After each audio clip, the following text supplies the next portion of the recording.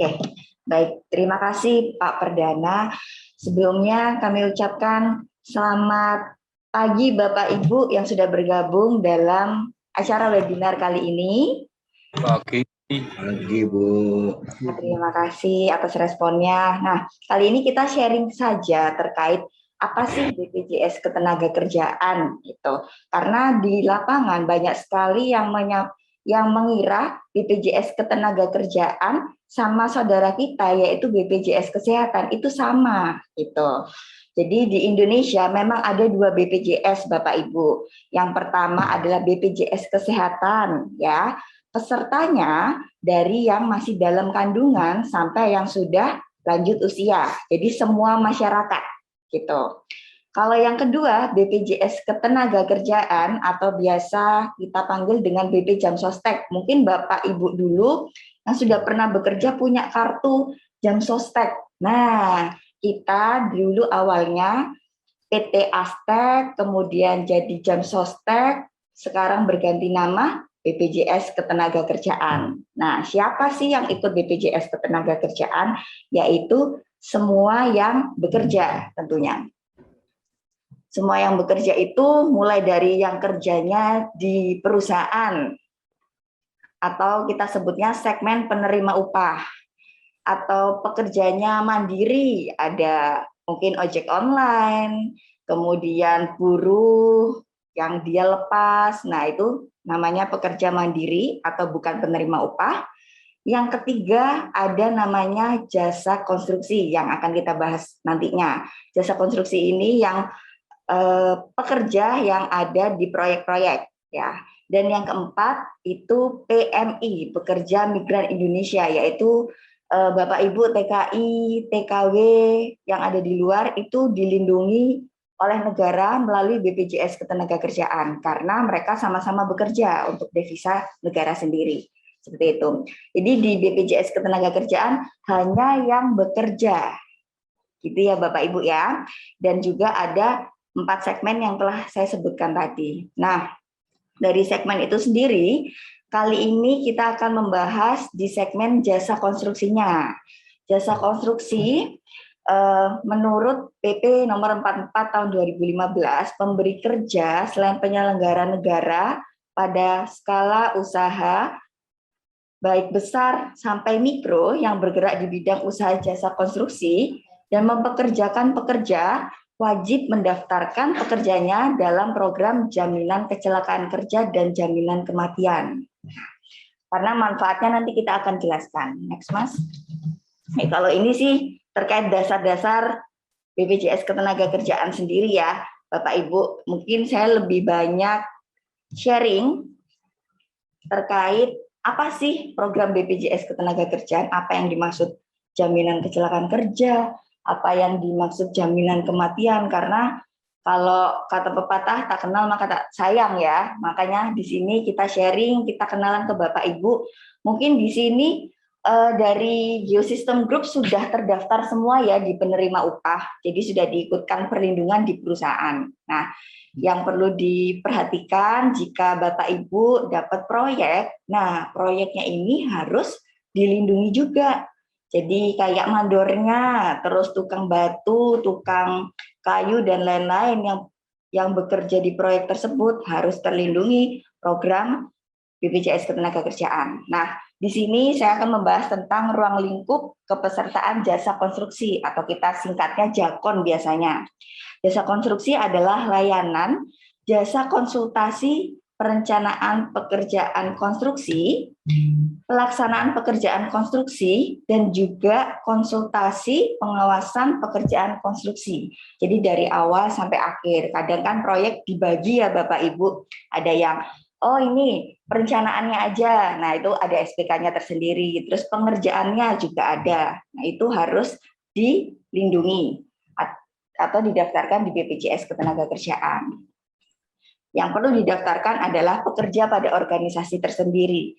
Dari tenaga konsultan, tenaga ahli, tenaga pendukung, kemudian pekerja borongan ya, atau harian lepasnya, tukang-tukangnya itu juga. Terus misal ada pekerja PKWT, perjanjian kerja waktu tertentu juga, atau bahkan mungkin ada pekerja magang yang melihat atau ikut berkontribusi dalam proyek itu juga harus terlindungi. Intinya siapapun yang bekerja di proyek itu harus terlindungi. Gitu. Sumber dana proyek kan macam-macam, ada yang dari swasta mungkin, terus dari pemerintah sendiri, itu sama-sama harus didaftarkan. Next, Mas. Nah, selanjutnya Bapak Ibu, ini kami memberikan contoh bahwa resiko sosial ekonomi bisa terjadi kapan saja, karena mohon maaf, mungkin kalau tukang kayu, tukang batu merupakan tulang punggung keluarga. Mereka kalau tidak ada perlindungan, bagaimana ke depannya jika terjadi resiko? Mungkin bisa dilihat di layar ya. Ini bukan nakut-nakutin sih, cuman kita memberikan gambaran bahwa di lapangan ada nih kejadian seperti ini, kecelakaan-kecelakaan. Contohnya mungkin terjatuh. Kemarin itu saya dan rekan saya baru aja cek kasus di pembangunan apartemen. Nah, itu tukang bersih-bersihnya di situ, di proyek itu, mohon maaf, tertimpa reruntuhan kotoran dari proyek, dan yang bersangkutan dirawat, kemudian nggak lama meninggal dunia. Nah, itu kan memang dia bukan pekerja inti dari proyek tersebut, bukan tukang kayu, tukang batu, tapi dia bagian dari proyek tersebut. Itu juga harus didaftarkan. Next, Mas. Nah, ini Bapak Ibu, kalau untuk jasa konstruksi sendiri yang proyeknya perlu didaftarkan program jaminan kecelakaan kerja dan juga jaminan kematian. Kita singkatnya kalau jaminan kecelakaan kerja itu JKK gitu. Kalau jaminan kematian itu JKM. Nah, apa sih Mbak yang kita dapatkan kalau kita sudah melakukan pembayaran perlindungan untuk teman-teman itu apa? Yang pertama, Bapak Ibu, jika terjadi resiko kecelakaan kerja, maka akan mendapatkan perawatan dari BPJS Ketenagakerjaan, yaitu kelas 1 rumah sakit pemerintah. Ya, kalau memang dekatnya di rumah sakit swasta, dia mengikuti. Itu.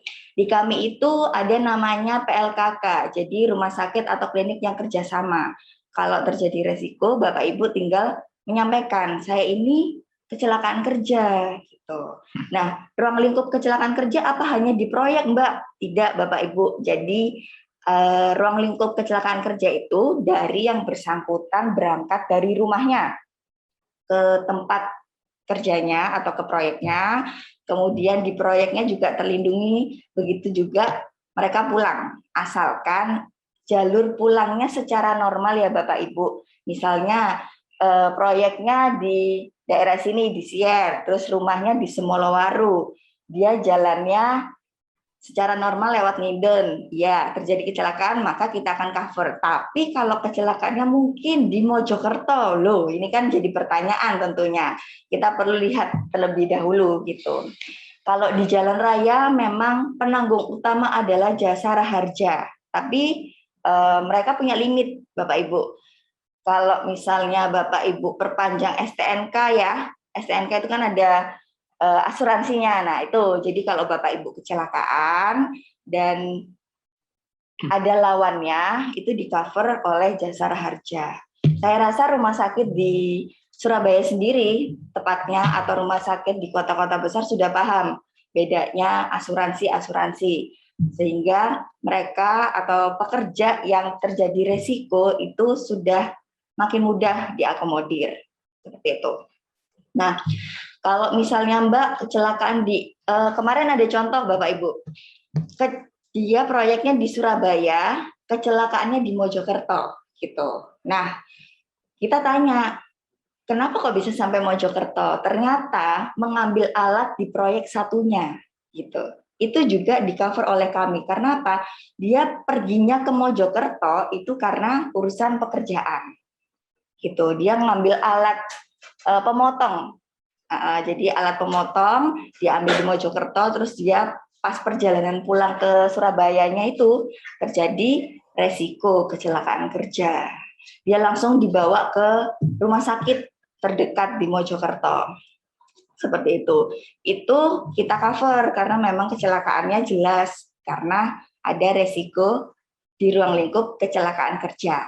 Nah, kemudian ada yang namanya di kita STMB atau santunan sementara tidak mampu bekerja, di mana jika tukang atau mungkin pekerja proyeknya itu sendiri dia harus bed rest, mungkin karena mohon maaf patah tulang gitu ya, sehingga dia tidak bisa beraktivitas kembali. Nah, itu kita akan gantikan upahnya Bapak Ibu.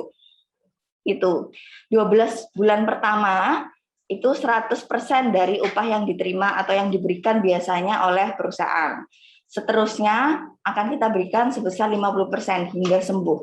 Jadi intinya BPJS Ketenagakerjaan hadir di bawah pemerintah untuk mensejahterakan pekerja, baik pekerja apapun, gitu ya Bapak Ibu. Kemudian ini ada namanya santunan kematian.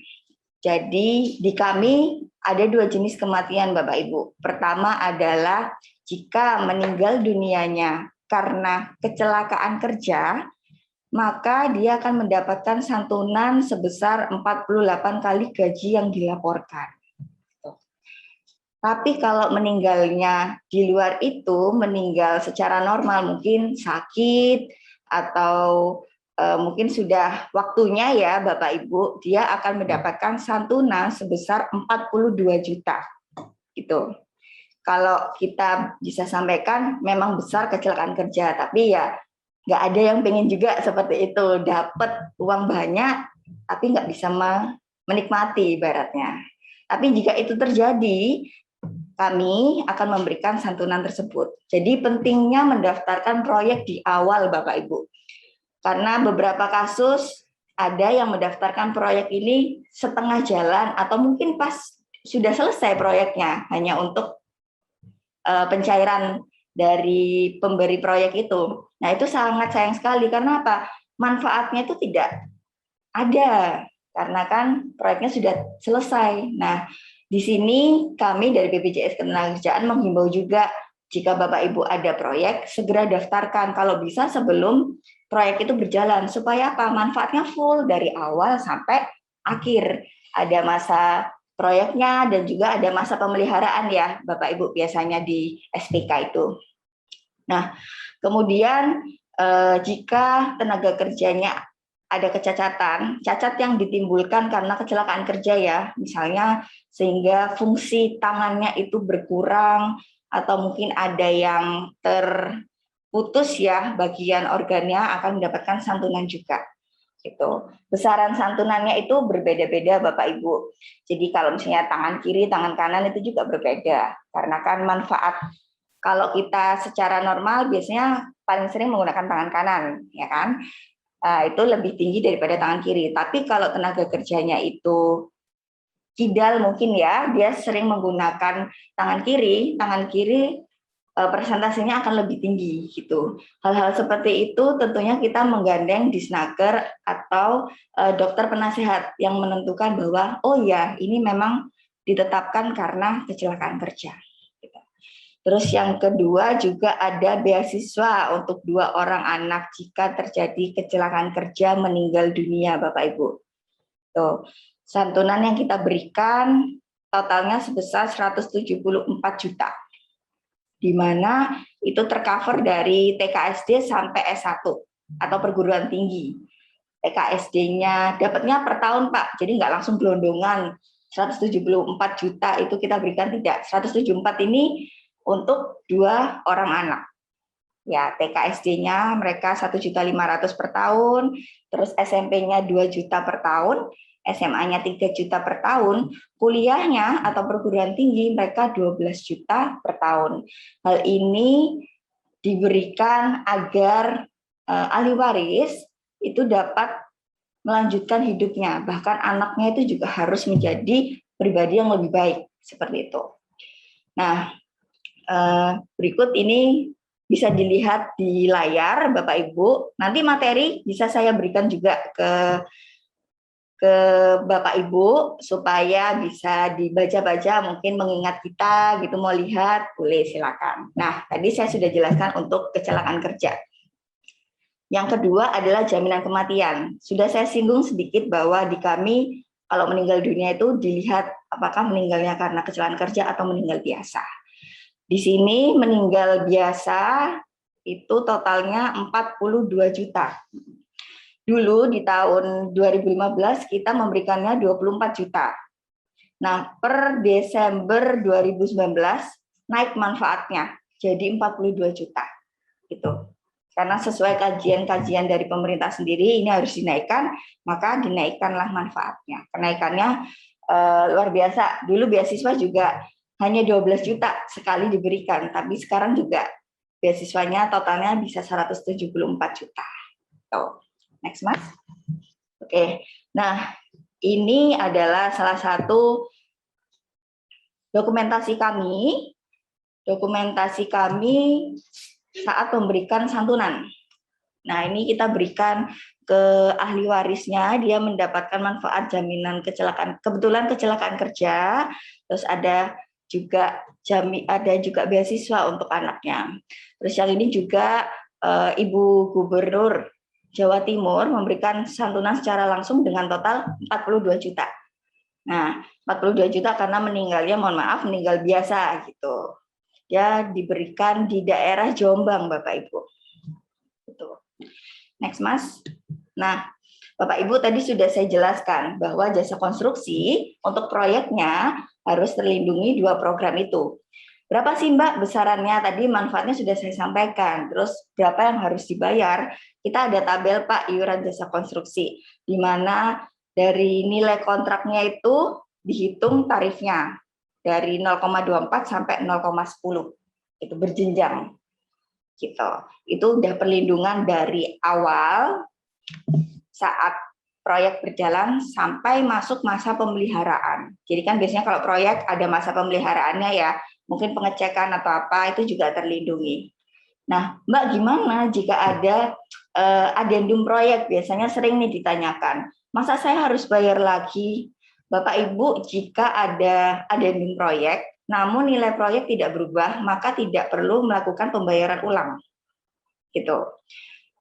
Kalau nilai proyeknya atau nilai kontraknya itu berubah, mungkin lebih tinggi ya biasanya.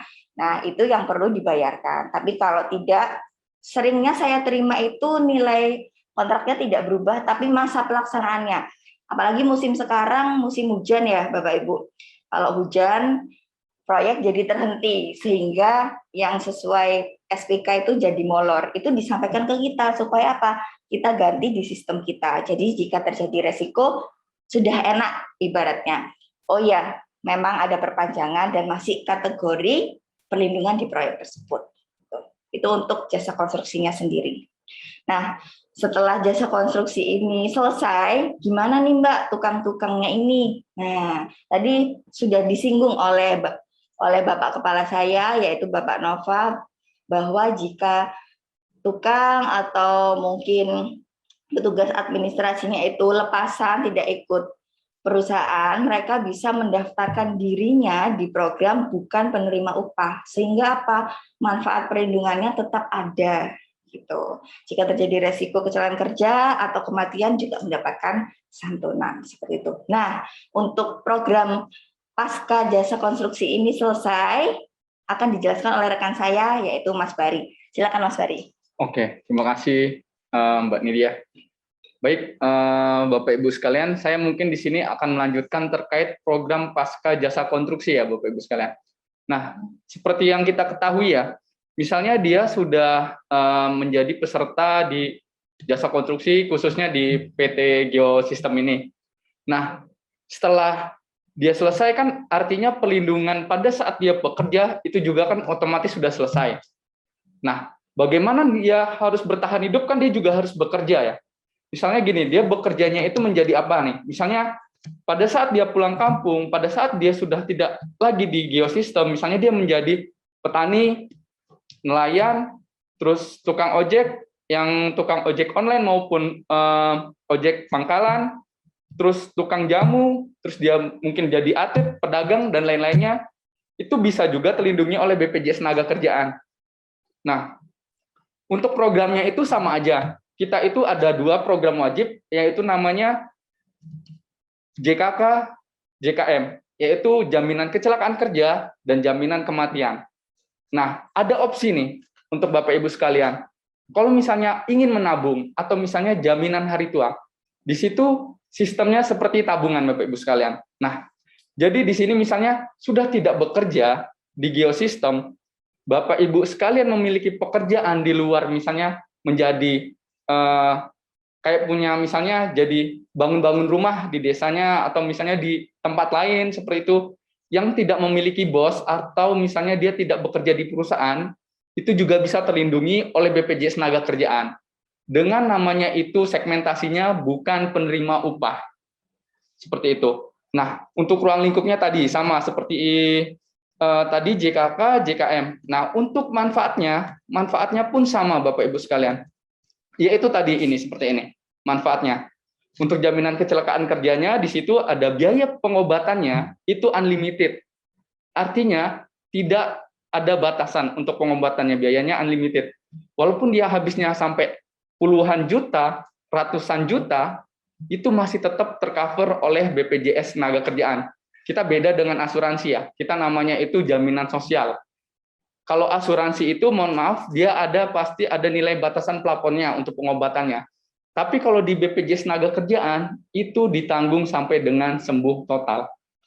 Nah, juga ada namanya sama.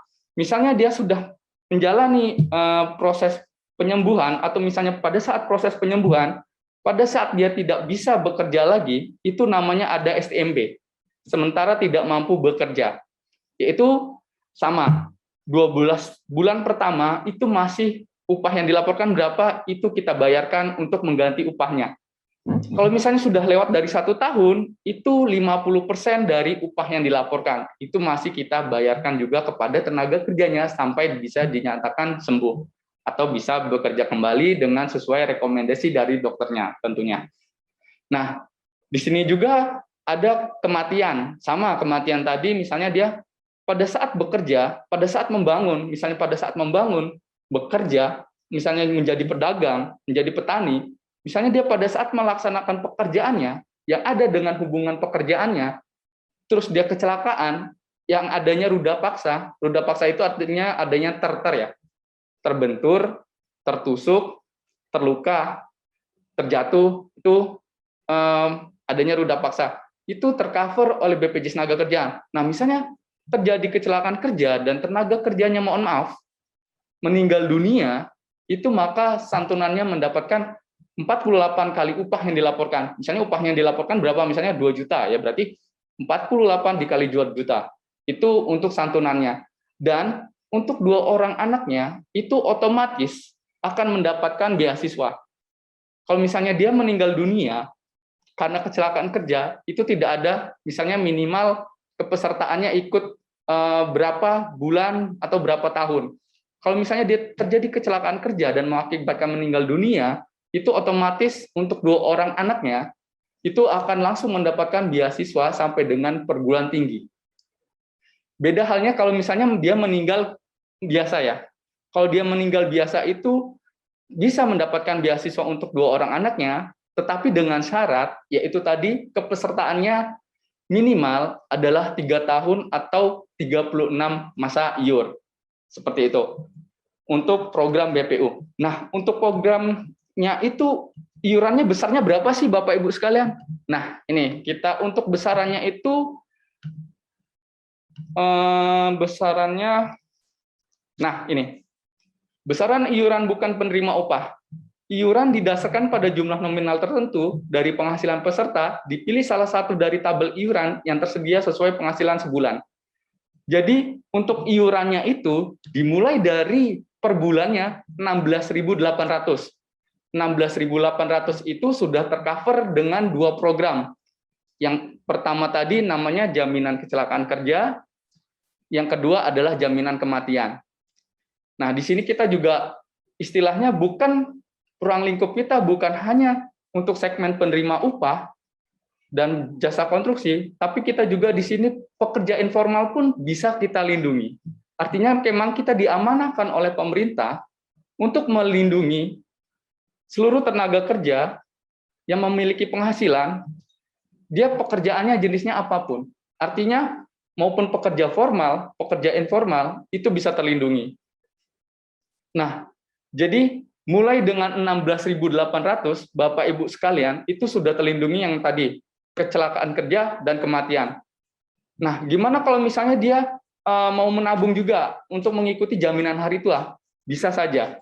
Yaitu untuk jaminan hari tua, itu untuk iurannya dimulai dari 20.000. Jadi kalau misalnya dia mengikuti 3 program, JKK, JKM, dan JHT, itu pembayaran per bulannya 36.800, tetapi untuk 20.000-nya itu tabungan. Artinya tabungan di sini bisa diambil lagi pada saat tenaga kerja tersebut sudah tidak bekerja lagi, ataupun misalnya mohon maaf mengalami meninggal dunia, cacat total tetap, itu nanti akan kembali lagi kepada tenaga kerjanya, plus nanti nilai pengembangannya. Nah, nilai pengembangannya ini kita juga diamanahkan oleh pemerintah, itu harus rata-ratanya di atas bank deposito Bank Himbara. Bank Himbara itu bank seperti Mandiri, BTN, BNI, BRI. Artinya duit Bapak Ibu sekalian tidak akan hilang, yang ada malah nilai pengembangannya. Kita juga tidak, dari jaminan hari tua itu tidak ada biaya administrasi, tidak ada biaya buku, dan lain-lain. Artinya pure 20.000 itu dikembalikan lagi, plus nanti nilai pengembangannya. Namanya semua setiap pekerjaan ya Bapak Ibu sekalian, kita nggak ada yang tahu namanya resiko.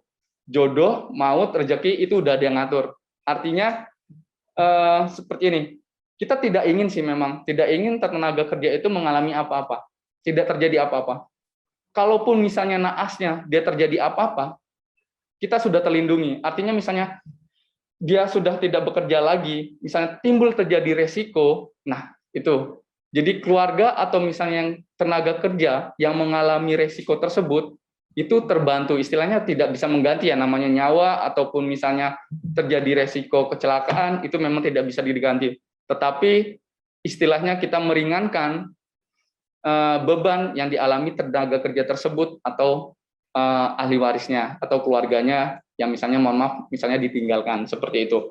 Jadi untuk segmentasi jakon, pasca jakon ya, istilahnya pasca jakon, itu mandor, tukang, atau misalnya tukang batu, tukang las, dan lain sebagainya, itu juga bisa terlindungi oleh BPJS Tenagakerjaan dengan segmentasinya bukan penerima upah. Seperti itu. Jadi hanya untuk iurannya dimulai dari 16.800, itu per bulannya sudah terlindungi oleh BPJS Tenagakerjaan. Nah, gimana kalau misalnya untuk pengeklaimannya? Misalnya dia baru ikut 1 bulan, terus terjadi resiko kecelakaan kerja meninggal dunia. Walaupun dia baru ikut 1 bulan sekalipun, dia terjadi resiko dan itu memang benar-benar kecelakaan kerja, itu maka santunannya langsung dibayarkan full. Tidak ada potongan-potongan kalau misalnya dia baru bayar 1 bulan, untuk manfaatnya akan berkurang sekian-sekian, di BPJS Tenagakerjaan tidak ada. Artinya full langsung, yaitu 48 kali upah yang dilaporkan, plus untuk 2 orang anaknya itu mendapatkan beasiswa sampai dengan perguruan tinggi. Seperti itu. Jadi kalau untuk dibilang ya, kalau untuk bukan penerima upah ini, uang 16.800 ini per bulan ya, itu kalau saya bilang mahal, itu tentatif ya. Mahal murahnya itu dilihat dari Bapak Ibu sekalian. Tapi kita ambil contoh aja. Misalnya kita jalan ke mall atau apa, di mall itu kita misalnya parkir motor atau mobil itu sudah parkirnya, biaya parkirnya itu 2-5 ribu. Tapi di kita ini pasca jakon, Bapak Ibu sekalian sudah terlindungi program BPJS Tenagakerjaan per bulannya hanya 16.800 ya, tadi segmen pekerjaannya yang bukan informal seperti yang saya jelaskan tadi di sini, yaitu pekerjanya yang tidak memiliki tuan atau bos atau tidak pada perusahaan, yaitu misalnya contohnya petani, nelayan, tukang ojek, tukang jamu, atlet, pedagang, bahkan asisten rumah tangga. Misalnya Bapak Ibu sekalian memiliki asisten rumah tangga nih, itu juga bisa dilindungi namanya program BPU ini. Namanya asisten rumah tangga itu pekerjaannya juga cukup banyak ya Bapak Ibu sekalian. Misalnya contohnya seperti memasak, bersih-bersih, misalnya juga bisa dia mengantar anak-anak kita sekolah, atau misalnya melakukan kegiatan lagi yang membantu kita. Misalnya timbul terjadi resiko, artinya asisten rumah tangga Bapak Ibu sudah terlindungi. Artinya Bapak Ibu sekalian sudah tidak memikirkan lagi biaya misalnya, wah gimana terkait biaya yang timbul pada saat tenaga kerja atau ART tersebut mengalami kecelakaan kerja, siapa yang mau nanggung? Seperti itu. Nah, disinilah artinya BPJS Tenaga Kerjaan itu hadir untuk memindahkan atau mengalihkan resiko yang terjadi itu kepada BPJS Tenaga Kerjaan.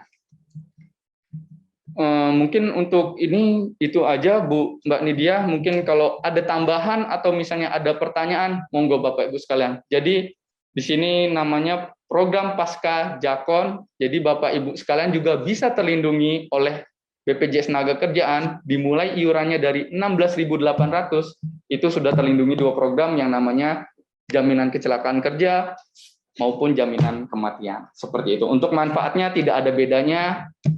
Itu sama untuk pengobatannya itu kelas 1 rumah sakit pemerintah atau daerah. Kalau misalnya untuk yang swasta itu menyesuaikan tarif yang setara dengan kelas 1 pemerintah, seperti itu. Monggo Mbak Nidia atau mungkin Pak Perdana, mungkin dari kami sekian. Mungkin Mbak Nidia ada yang menambahkan? Oke, mungkin menambahkan sedikit ya Mas ya. Kalau untuk bayarnya lewat apa nih Mbak? Nah, ini bisa ditampilkan pembayarannya Mas. Untuk pembayarannya kita banyak link-link atau misalnya bisa juga misalnya datang ke kanal-kanal pembayaran kita, Mbak. Misalnya seperti contohnya di Indomaret, Alfamart, atau bisa juga ke teller banknya masing-masing, misalnya Bank Jatim, Bank BNI, Bank BTN pun juga sudah bisa melakukan pembayaran melalui kanal-kanal pembayaran tersebut. Sekarang juga mungkin juga ada misalnya kayak link aja, Shopee Pay ataupun dari GoPay pun juga sudah bisa.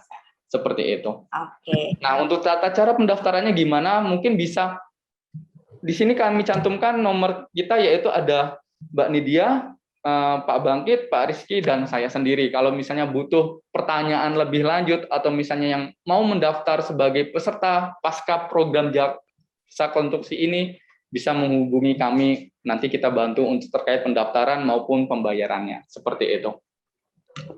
Oke, baik. Terima kasih Bapak Ibu. Berikut adalah penjelasan kami terkait program BPJS Ketenagakerjaan. Dan harapan kami ke depannya Bapak Ibu sudah mengetahui nih bedanya BPJS Kesehatan sama Ketenagakerjaan dan tahu kalau misalnya ada pekerja harus didaftarkan di mana. Tadi sudah disampaikan nomor-nomor kami, nanti bisa dihubungi jika ada kendala atau mungkin mau nanyakan lebih, mungkin ART-nya mau didaftarkan atau seperti apa, monggo silakan. Dan juga biasanya perusahaan itu ada CSR juga. Nah, dari CSR itu bisa dialokasikan untuk pekerja rentan. Misalnya di daerah sekitar perusahaan geosistem ini ada orang-orang yang perlu dilindungi, pekerja rentan, yang mungkin pedagang kaki limanya atau pekerja lainnya, diberikan CSR dari perusahaan itu juga bisa melalui kami gitu. Biasa kemarin kita juga sudah memberikan bantuan juga kepada